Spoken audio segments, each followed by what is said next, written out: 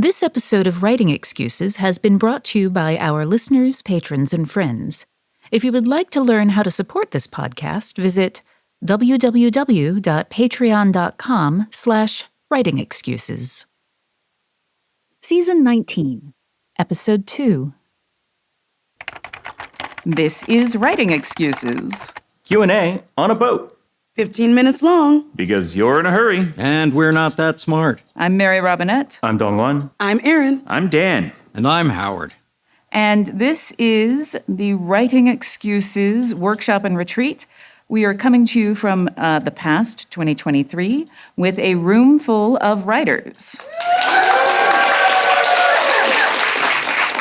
And they have some questions for us, and you all get to join in learning about their questions.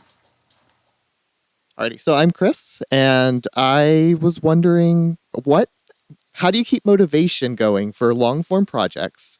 And don't say money. Money. I'm glad you don't want us to say money because this is not an industry in which you make money.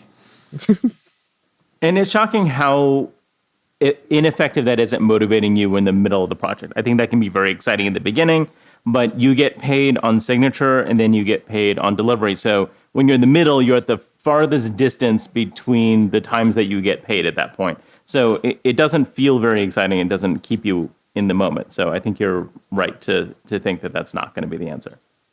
One of the things that I like to think about is that this isn't the first long-form thing you've ever done in your life, probably. And so a lot of it is figuring out what motivates you generally. Like if you're running a race or anytime you were in school and you had to do a project, what kept you going? And then figure out what's the version of that works for writing. Because what motivates you is going to be very different than what motivates me or any of us. A couple of brain hacks. The first is something about this project got you motivated to start it, and finding a way to go back and look at that and remind yourself of why you got engaged in this. What is it about this project that brings you joy? And the second is sometimes with the daily grind, you need to place a carrot out in front of you, some sort of reward for writing 1,000 words or for finishing this broken scene or whatever it may be that's slowing you down. So I have ADHD and I have this problem all the time. What I found is that giving myself small-term immediate rewards can often help, because then I'm thinking about, if I just write 100 words, like there's a program called Written Kitten, and you write 100 words and it gives you a picture of a kitten.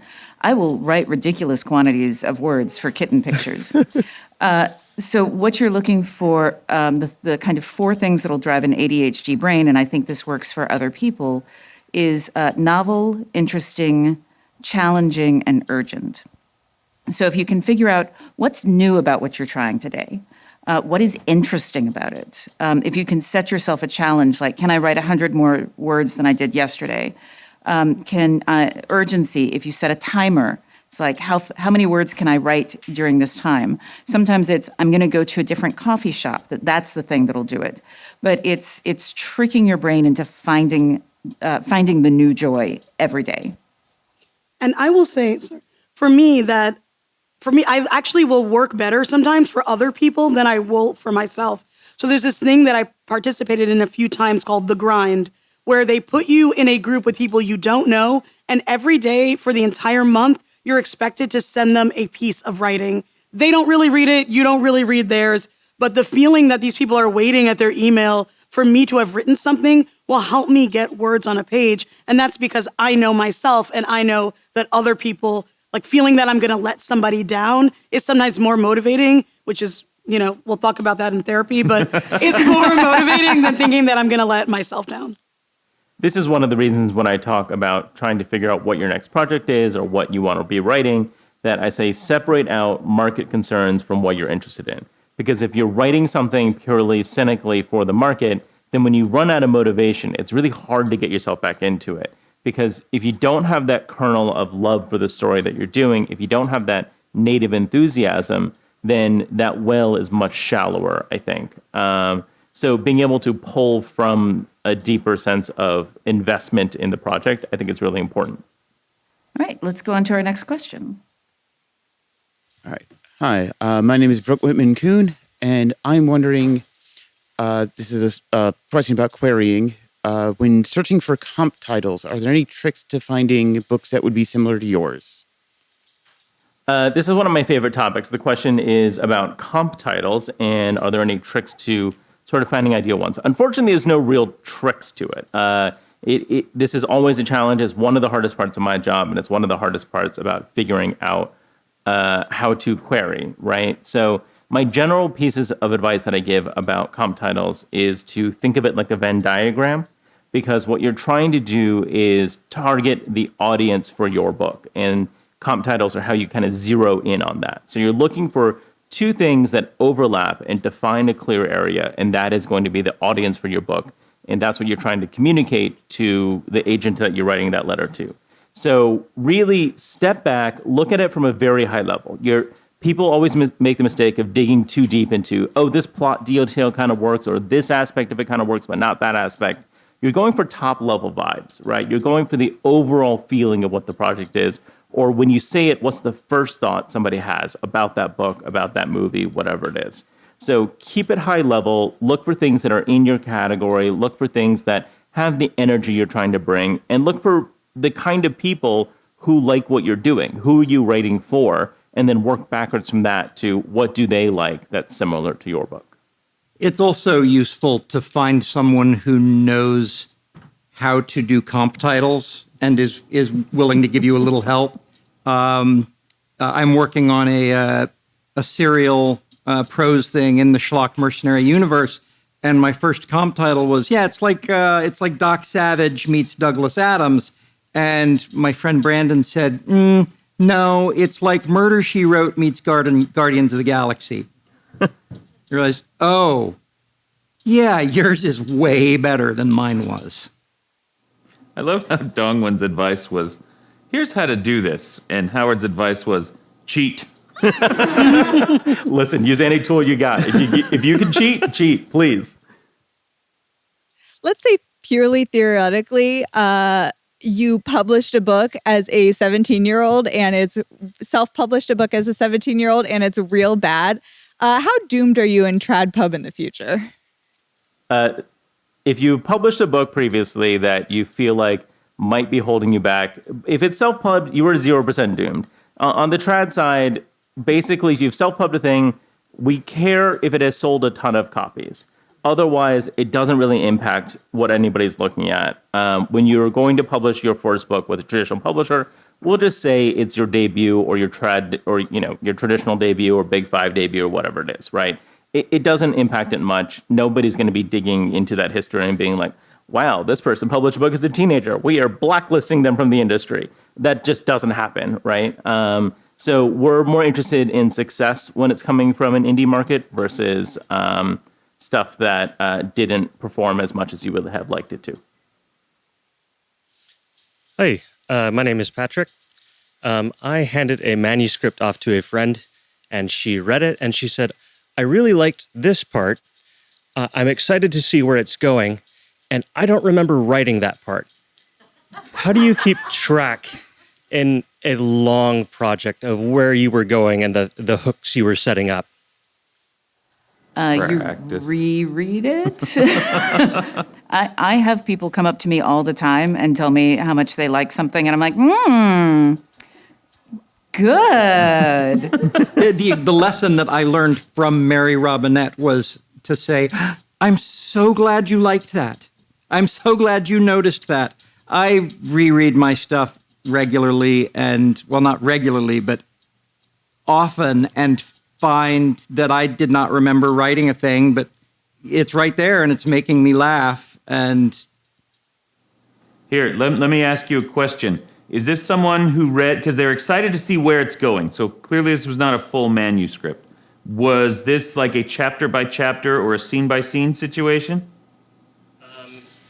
It's not finished, but I gave him like 18 chapters. Okay, 18 chapters. What I have found with people, when you're in that kind of beta reading stage, like I want you to read this, I want to get feedback, you are going to get very different feedback from someone who reads the whole thing versus someone who's reading chunks of it.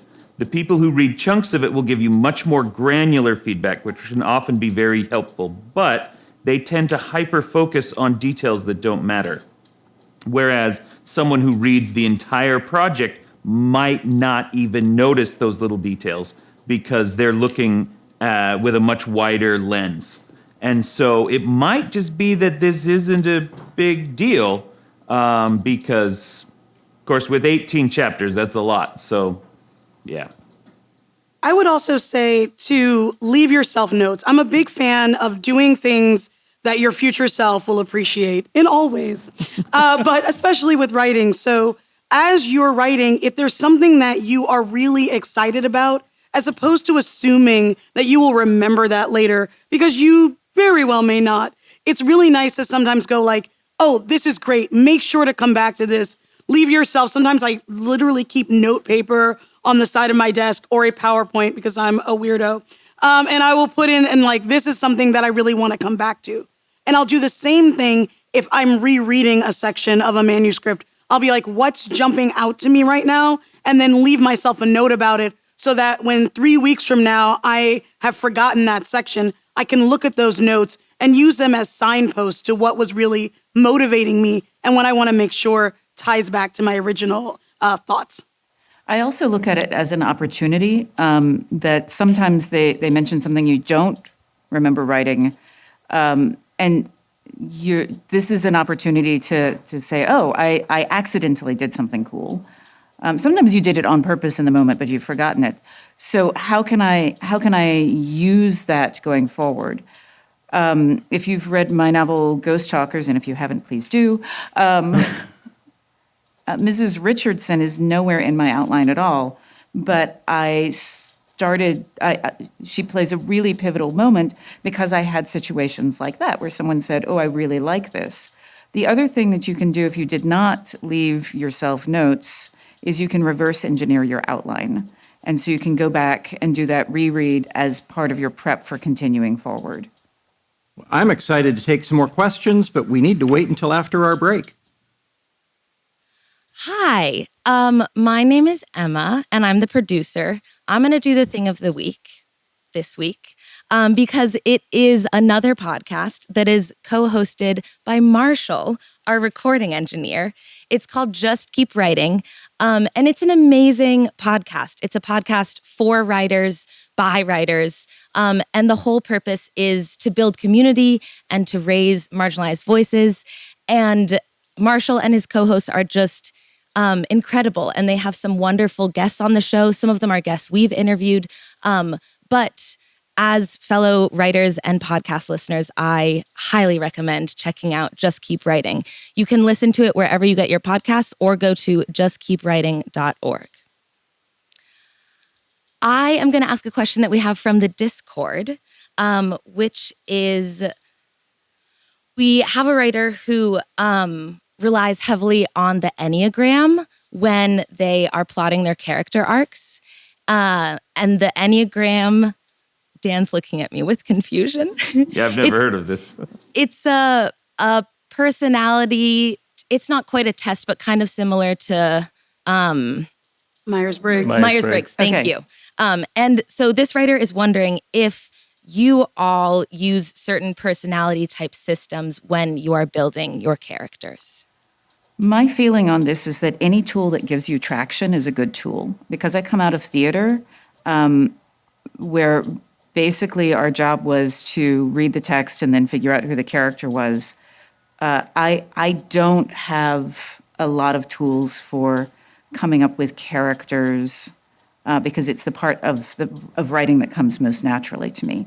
When I do have a problem with a character, I tend to reach for something that's like where I look at their ability, role, relationship, and status and try to figure out what's driving them.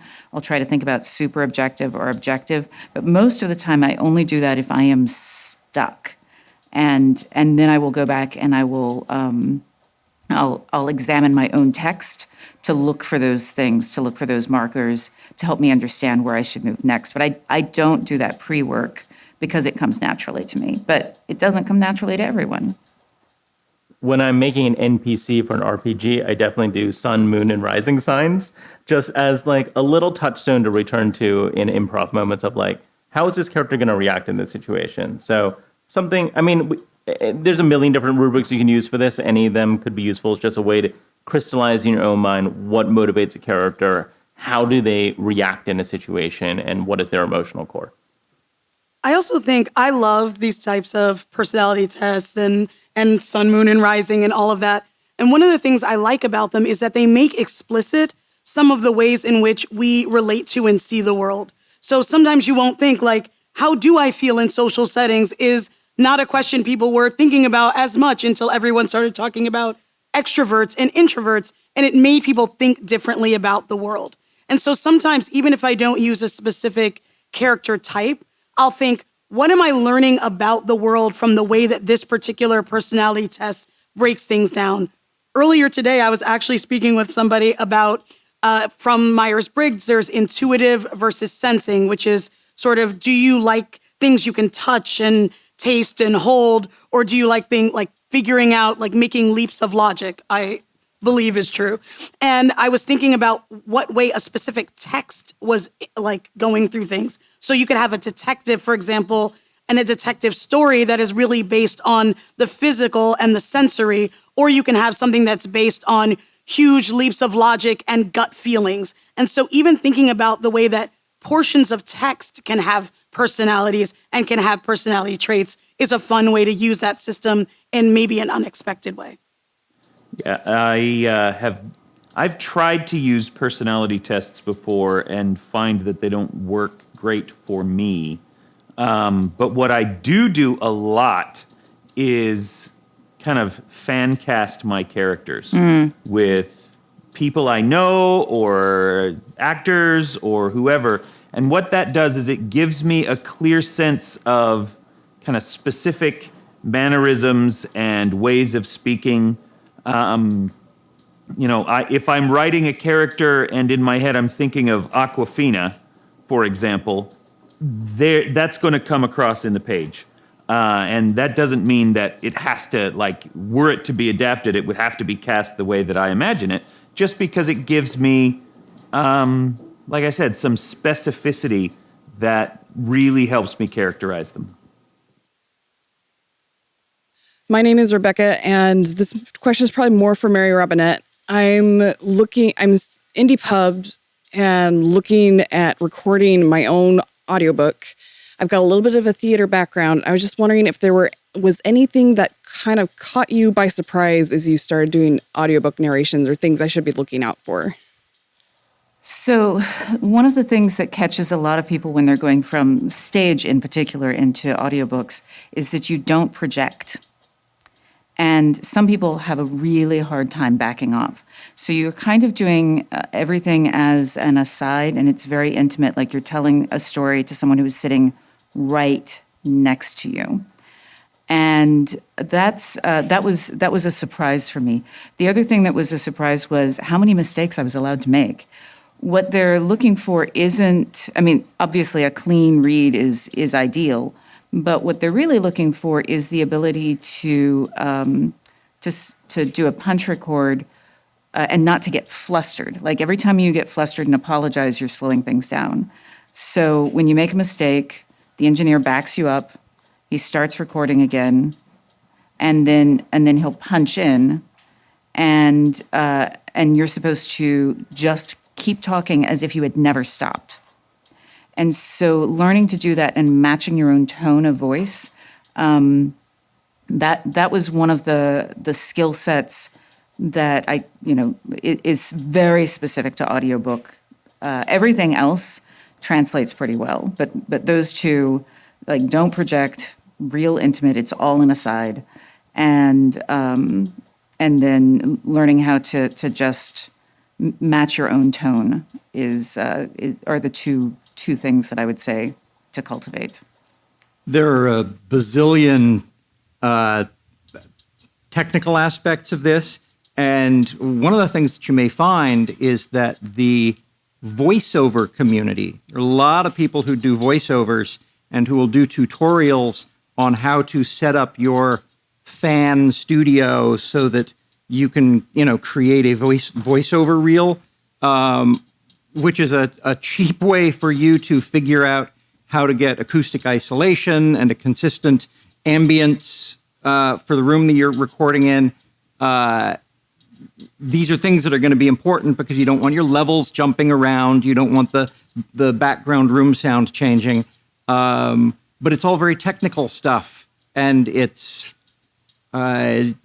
end up training yourself to be an audio engineer if you're doing it yourself. That's all we have time for. I am going to do the homework tonight or today, which is to go listen to the most recent episode of Just Keep Writing, the podcast that Marshall, our recording engineer, co-hosts. This is Writing Excuses. You're out of excuses. Now go listen to Marshall's podcast. Hey, have you sold a short story or finished your first novel? Congratulations! Also, let us know. We'd love to hear from you about how you've applied the stuff we've been talking about to craft your own success stories. Use the hashtag WXSuccess on social media or drop us a line at success@writingexcuses.com. Writing Excuses has been brought to you by our listeners, patrons, and friends. For this episode, your hosts were Mary Robinette Kowal, DongWon Song, Erin Roberts, and Howard Tayler. This episode was engineered by Marshall Carr Jr., mastered by Alex Jackson, and produced by Emma Reynolds. For more information, visit writingexcuses.com.